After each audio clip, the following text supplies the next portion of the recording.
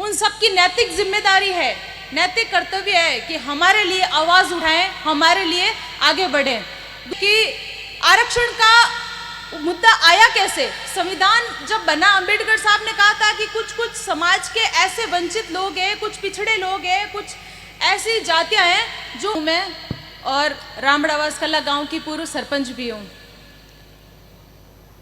और आज का जो विषय है आरक्षण का, ये विश्नोई समाज के लिए क्यों ज़रूरी है, ये हम सब जानते हैं।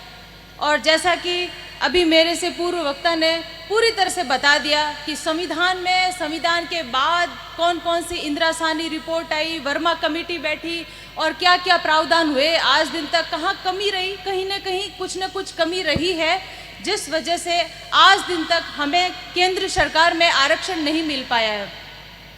आरक्षण हमारे लिए ज़रूरी है। क्यों?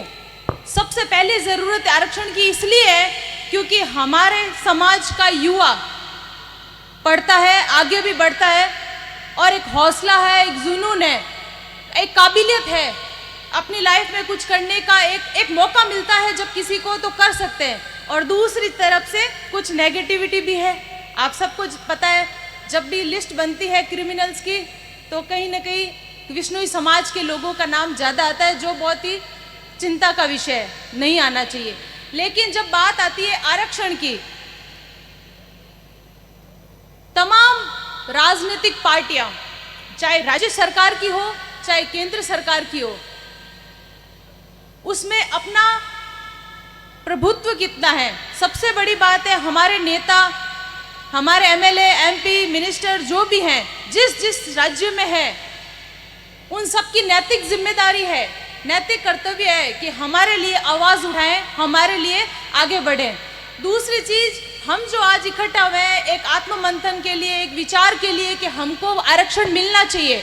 ये आरक्षण जो आज दिन तक हमको राज्य सरकार में मिला है लेकिन केंद्र सरकार में नहीं मिला है, तो कहीं ना कहीं ऐसी कई वैकेंसीज है, ऐसी कई प्रतियोगी परीक्षाएं हैं जिसमें हमारे इस आरक्षण के कारण कहीं ना कहीं हम लोग उतने आगे नहीं आ पाते।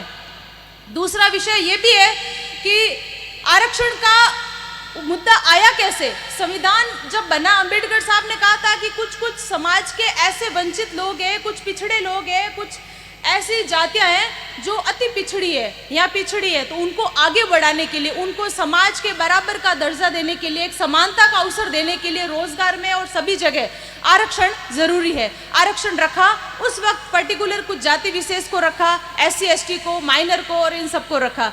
लेकिन विश्नोई समाज जो है, जैसा कि आप सबको पता है, कृषि कार्य में व्यस्त रहते हैं, पशुपालन का काम रहता है और भी दूसरे काम है, तो हमको आरक्षण की ज़रूरत सबसे ज़्यादा है।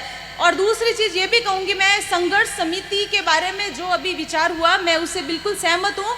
और ऐसी संघर्ष समिति हर स्तर पर बननी चाहिए, पंचायत स्तर पर भी बने और नगर पालिका स्तर पर भी बने, साथ ही साथ अपने अपने गाँव में, अपने अपने एरिया में, प्रदेश में और राज्य स्तर पर जब एक बड़ी कमेटी बने तो सब एकजुट होकर एकता के साथ आवाज़ उठाएं। जब आवाज़ एकता से उठती है और जोश से उठती है तो अपने आप ही सरकार को झुकना पड़ता है और अपने मांगों को पूरा करना पड़ता है। और ये हमारी मांग बिल्कुल जायज़ मांग है। इस मांग के लिए हमें जितना भी संघर्ष करना पड़े हमें करना चाहिए और हम करेंगे। हम सब एक साथ एकजुट होकर इस अभियान में भाग लेंगे। जहाँ कहीं भी, जिस किसी स्तर पे जो भी प्रोग्राम होंगे, जहाँ जहाँ बात रखनी होगी, जहाँ जहाँ आना होगा, जहाँ जहाँ बुलंद तरीके से अपनी बात को पेश करना होगा, वह हम करेंगे।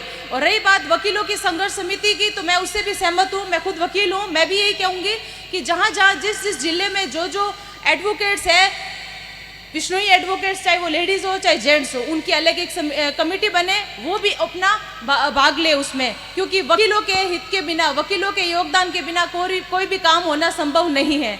क्योंकि वकील जब आगे बढ़ता है तो अपने आप ही जो है समाज को आगे ले जाता है।